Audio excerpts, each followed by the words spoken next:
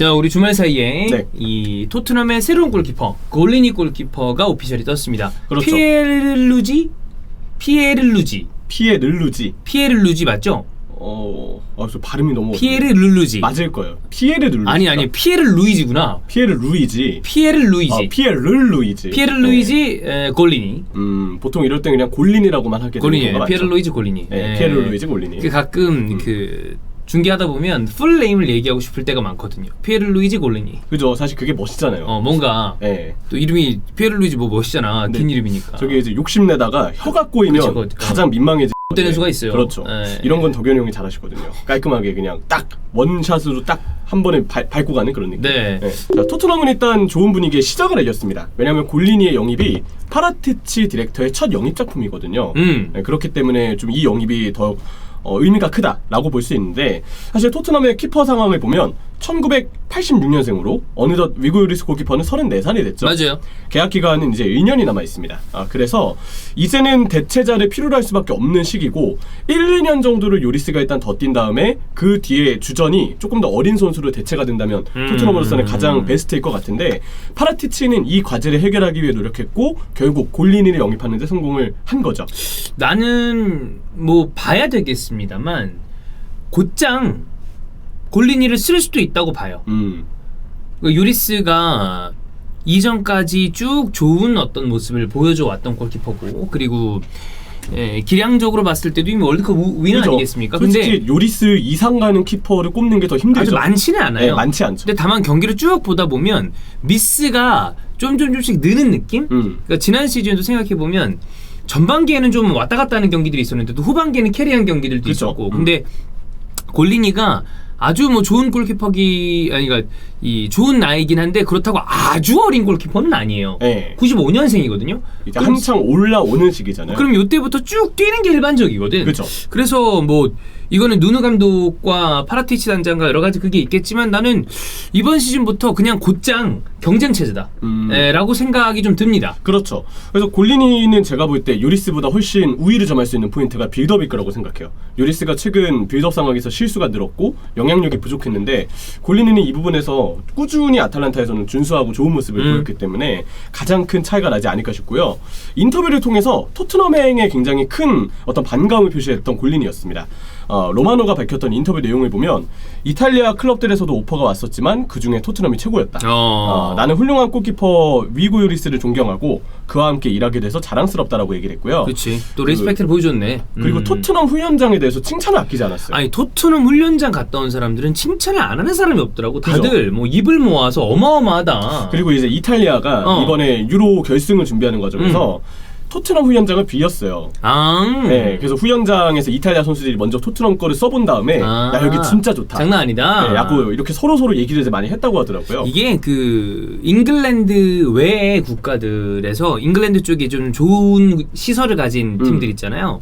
얘기를 많이 하나 봐. 그런 거 토트넘 이런 것도 그렇고, 예전에 제가 뭐 가끔 얘기했었죠. 토마스 밀러가 바이언이 이제 에미리츠 원정 왔을 때 외질이랑 이렇게 뭐 독일인이니까 그쵸. 얘기하다가 야, 니네는 잔디가 카페트 같다 뭐 이런 얘기 했대. 그러니까 또 이제 새로 신식 구장이잖아. 그쵸. 에미리츠도 그렇고 뭐 토트넘 스포 스타디움 뭐 더 말할 것도 없고, 그래서 되게 좋은가 봐요, 시설들이. 그런 것 같아요. 그래서 이 동료들한테 얘기를 바로 들었대요. 너 토트넘 링크 떴다며 그냥 바로 이적해라. 왜냐면 그 정도로 후연장 시설이 좋으니까. 그래서 그 말대로 했는데, 동료들한테, 그러니까 이탈리아 대표팀의 이제 선수들이 되는 거죠. 대표팀 선수들한테 후연장 사진 너네 찍어둔 거 있으면 미리 보여주지 말라고 그랬대요. 왜냐면 내가 직접 보고 좀 감동을 받아보겠다. 야, 스포하지 마. 네, 스포하지 마라. 내가 보겠다 했는데 다행히 악마들은 없었고, 그래서 실제로 와서 직접 봤더니 내가 기대했던 것 이상이더라고. 더 좋다. 네, 인상적인 평가를 남겼죠. 네. 그래서 이 딜의 세부 내용을 봐야 됩니다. 사실 엄연히 따지면 지금 이적이 아니고요, 임대입니다. 맞아요. 네, 디마르지오에서 좀 밝힌 내용을 보면 형식은 1년 임대, 이 임대도 1년 연장 옵션이 있다고 하고요. 완전 영입 옵션도 있습니다. 20경기 이상을 뛰면 이 완전 영입이 무조건 발동이 된대요. 뭐 그러니까 영입하겠다는 거죠. 네. 근데 이거는 제가 보기에는 영리하게 딜을 좀 처리한 게 아닌가. 그렇죠. 그래서 이 1,500만 유로라고 디마르지오 기사에서 나와 있기 때문에 파운드로 환산하면 완전 영입 시의 가격은 1,300만 파운드가 됩니다. 그래서 제법 요리스의 대체자를 언젠가는 꼭 영입을 해야 됐던 토트넘인데 비용을 줄이는 선에서 그래. 좋은 키퍼를 데려왔다라는 생각이 들고요.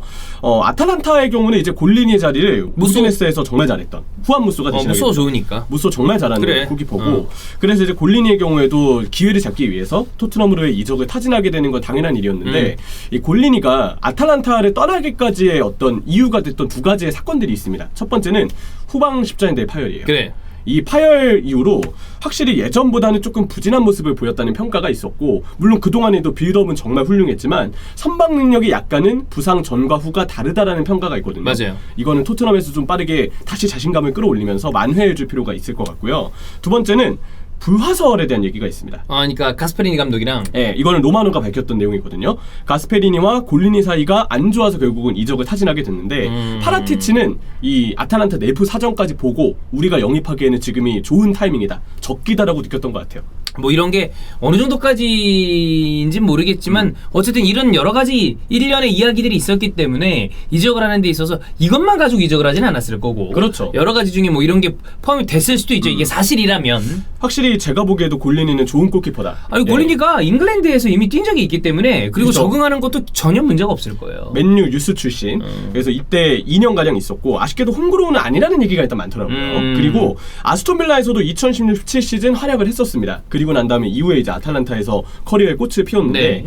이 선수가 그래서 영어도 잘한다고 알려져 있고 참 키퍼로서의 기량은 좋죠. 근데 아까 얘기드린 것처럼 다른 걸 떠나서 그 부상 이후에 약간 오락가락하는 폼 이게 조금 걱정되는 부분은 있다 라는 정도로만 일단 강조를 좀 하고 싶습니다.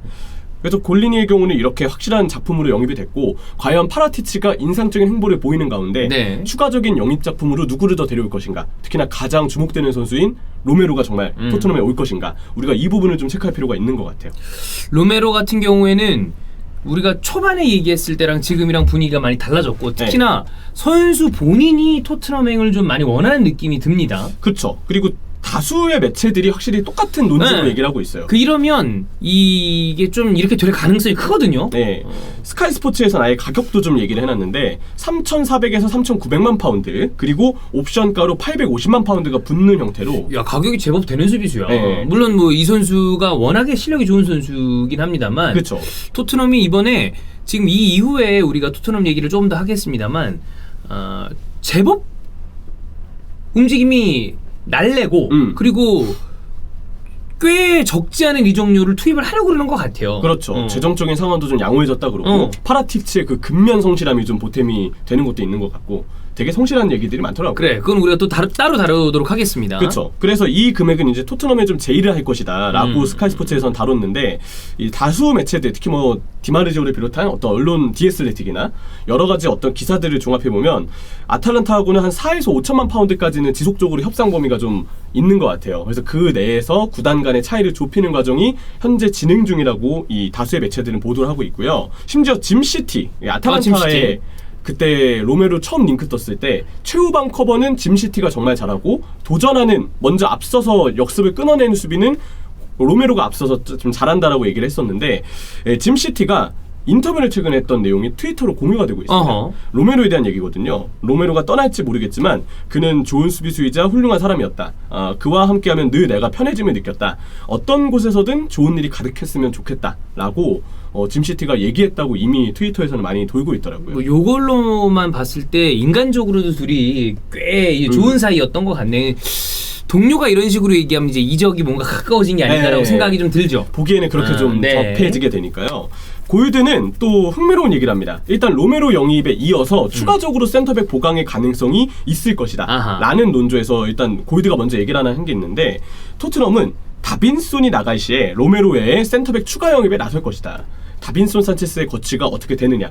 정말 라멜라와 브리안 힐을 바꾼 것처럼 다빈손 산체스로도 무언가 엄청난 가치를 만들어낸다면 대단한 성과라고 파라티치는 칭송받을 수가 있을 텐데 실제로 이 다빈손 산체스가 나가게 되면 센터백 추가 영입이 있을 거라고 골드는 예상하더라고요. 그 첫 번째 대상이 쿤데라고 합니다. 주리스 쿤데가 얘기가 안 나왔던 게 아니에요. 그렇죠. 물론 이제 개인 협상 과정에서 틀어졌다는 얘기들이 많이 나왔었지만 아무래도 역시 그 가장 큰 이유는 챔피언스리그에서 뛰고 싶다. 또 하나의 얘기는 골드의 기사 그 내용에서도 다뤄져 있는 부분인데 골드가 요즘에 활동을 많이 해. 그죠. 트위터에서 유튜브도 뭐 막 영상 찍고 로마노도 뭐 그런 거를 하고 보니까 로마노는 또 세리아 쪽에 관심이 많아서 그럴 거예요. 근데 로마노가 세리아 쪽 정보가 그래도 꽤 정확한 부분이 많이 있습니다. 그리고 또 세리아에 능통한 파라티치가 와서 일하고 그렇지. 있으니까. 그러면 이제 약간 얘기가 조금 더 신빙성이 로마노가 최근에 그 되게 업무량을 늘린다고 해야 되나? 그러다 보니까 원래 많아지면 정확도는 약간 옅어지기 마련이거든요. 네. 그런 게 있었는데 이탈리아 쪽에는 또 다시 좀 강하게 그러니까 본인 정보가 그쪽이 많은가 봐. 그런 것 같아요. 그래서 요즘에 공신력이 제법 좋아진 로마노가 됩니다. 그래서 쿤데는 아까 얘기하셨던 그 챔피언스리그 진출의 여부 때문에도 있겠지만 골드가 보기에는 레알 마드리드 이적도 쿤데의 큰 목표 중에 하나였다. 근데 만약 레알 마드리드 이적이 부이발된다면 그게 잘 안 돼. 잘 안 된다면 토트넘이 다시 제의를 했을 때 그때 긍정할 수도 있다라고 얘기하더라고요. 그리고 이제 토토 메르카토에서 출발된 정보가 하나 있는데 다수의 매체들이 또 인용을 했습니다. 토트넘이 로메로 영입하면 다시 쿤데에게 제의해 볼 것이다. 첫 번째 제의는 다빈손에 3천만 파운드를 얹어서 쿤데를 트레이드하는 거였는데 이거는 선수 본인이 거절을 했다. 이게 지금 그 라멜라랑 브리안힐도 그렇고 그죠. 파라티치가 세비야를 상대로 이게 거하게 약간 사기극을 보려고 그러는 게 아닌가. 넘치고 호구 잡혔나요? 뭐 돈은 돈입니다만 돈 주고 야 약간 이런 느낌이야. 그쵸. 근데 솔직히 이거까지 만약에 된다. 브리안힐 라멜라에다가 이거 된다. 그러면 이거 파라티치 개쩌는 겁니다. 진짜 쩌는 거죠. 최근에 보았던 어떤 디렉터의 사례에서 가장 최고의 어떤 진짜 그 정도의 사례가 아닐까. 그래서 이 얘기를 했는데 일단 선수가 거절을 했대요. 근데 로메로를 영입한 토트넘, 그러니까 이제 수준급의 수비수를 영입하고 제법 수비가 보강됐다는 걸 이미 갖추고 있는 전력이 어느 정도 완성된 상황에서의 토트넘이 다시 쿤데에게 제의를 한다면 그때 쿤데의 마음이 바뀔 수도 있다. 선수들이 짱을 보거든요. 야, 저 가면 괜찮겠는데? 뭐 하나 되겠는데? 이런 생각이 들면 그래 저기서 지금 저들이 이제 시작하려고 하지만 내가 저기에 일원이 돼서 같이 뭔가 하나의 이 어떤 작품을 완성해보자. 그쵸. 이런 느낌을 가질 수 있단 말이에요. 멋있거든요. 그럼요. 이미 완성되어 있는 것에 내가 한 재료로서 들어가는 것도 물론 좋지만 이미 뭔가 하나의 플랜을 가지고 있고 우리가 앞으로 이렇게 요리할 거야 라고 할 때 그 시작부터 오케이. 내가 나도 같이 가자. 가는 거. 그래서 같이 그 리빌딩의 단계를 괜찮거든. 선수한테는 되게 자극이 많이 되는 거라고 생각해요. 그리고 그때 같이 성공하면 개국공신 되는 거야. 그렇죠. 그걸 이제 그런 거 해안이 있는 사람들이 있어요. 딱 봤을 때 뭔가 이게 꼭 축구가 아니더라도 우리가 새로운 뭔가를 했을 때 야 우리 이러이러한 걸 가지고 있는데 한번 같이 해볼래? 거기에 대해서 선택을 했을 때 나중에 시간이 지난 다음에 내가 그때 저걸 했었어야 되는데 이런 게 이제 막 엄청 회사 커지고 막 이런 경우들도 있잖아 보면. 그렇죠. 우리가 그냥 선수들 이미 은퇴한 선수들 커리어 보기에도 정말 대단한 선수인데 딱 막상 연혁을 보면 생각보다 선수 커리어가 진짜 짧구나 이런 생각들 많이 하게 되잖아요. 맞아. 끼케야 10에서 15년이에요. 우리 인생 100년 살아야 돼. 그렇죠. 살기 싫어도 요즘엔 의학이 발달돼서 큰 병에 걸리지 않는 이상 다 90살까지 산대잖아. 그렇죠. 그러니까 그 짧은 커리어 내에서도 선택의 문제들이 많이 따라오게 되는데 그치. 당연히 한 번쯤은 그 리빌딩의 시작 단계에 같이 일원으로서 참가하는 거 의욕이 안 생길 수가 없죠. 그렇습니다. 어쨌든 토트넘의 이 광폭 행보 골리니의 로메로라면 아탈란타에서 뒷라인을 딱 가져오는 건데 거기서 끝나는 것이 아니다. 그 이후 이야기까지 있다. 어쨌든 이 토트넘 행보가 굉장히 좀 주목됩니다. 쿠키 영상 있습니다. 덕현이가 사실 첫 번째 우리 그 뉴질랜드 경기 끝나고 난 다음에는 아무 말이 없었어요. 그래가지고 우리도 말을 못 걸었어. 본인도 이제 막 압박을 받고 있을 거 아니야. 그렇죠. 분위기가. 어제 이제 대승을 하고 난 다음에 지금 뭐 단톡방에서 개 쌉질을 하고 있습니다. 얼마나 신나셨냐면요. 방금 전에 카톡도 지금 덕현이 형이 주셨어요. 예. 그 정도로 지금 아주 다행이에요. 그럼요. 다행입니다. 좀 좋은 분위기를 오랫동안 이어갔으면 좋겠고.